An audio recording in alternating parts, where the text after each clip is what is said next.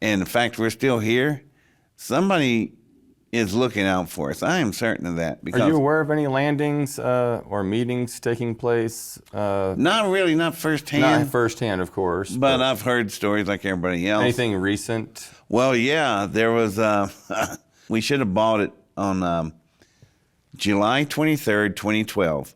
Look that up, read up on it. That's nobody's hearsay, somebody made it up. It's all real. But we should have bought it that day, y'all. You should have died, all of us. We should have been gone. And people are probably sitting there and what is he talking about? On July 23rd, we had not one, not two, but 3 CMEs coming straight at Earth in a line, 3 of them in a row. The perfect storm. Now, what's the CME? It's a Coronal Mass Ejection. Think of it as when you take your hand to your forehead and you wipe the sweat off, then you just sling it off your hands, see all the little beads of sweat? Well, beads of sweat like that come off the sun as it's rotating. But this little bead of sweat is got some ump to it, y'all. This bead is the size and mass of Mount Everest. And it's a ball of plasma, and it's coming at Earth. And they generally travel just below light speed. They'll cover 93 million miles in 14 hours or less. Well, these 3 CMEs come hurling in at us, and they came 93 million miles away, and they were going to hit us dead center.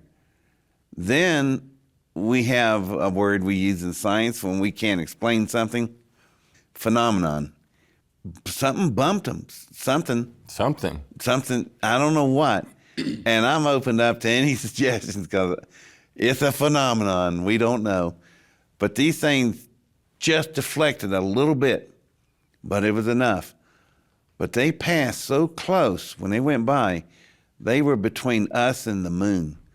They were only 110,000 miles away. That's very extremely close when you're talking about these things. When they come from 93 million miles away and they pass by only 110,000 miles, something bumped these things. You were given an explanation though recently. Can you talk about that, of what possibly, how we avoided this catastrophe?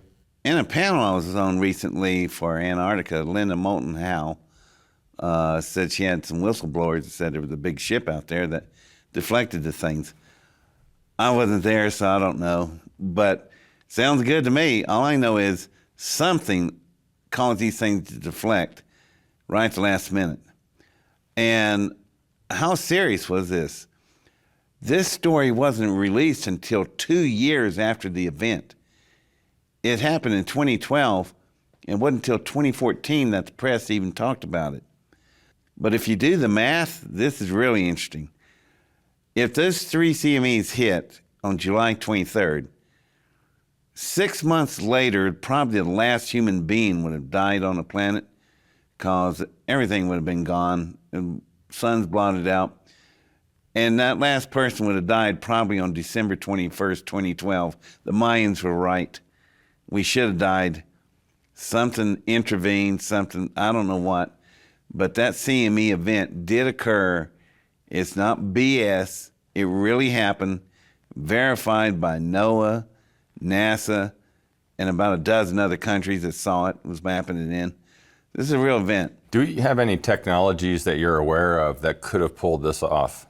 Not that I'm aware of. And for them to just change course without seeing any flash or any physical, currents out there, no, I don't know what did it. I was thinking of, Mr. Spock and the Enterprise, may have came in. Something happened that caused it to change course. But that day is also interesting is because it was so quiet on the news level. Nothing mentioned about any of this. And that's a major, it's... Who knew about it in this compartmentalized section? Just NOAA? No, the entire federal government knew. They were having open house at Mount Weatherby. So they were moving in with their families, and they're going to close the doors and let us burn.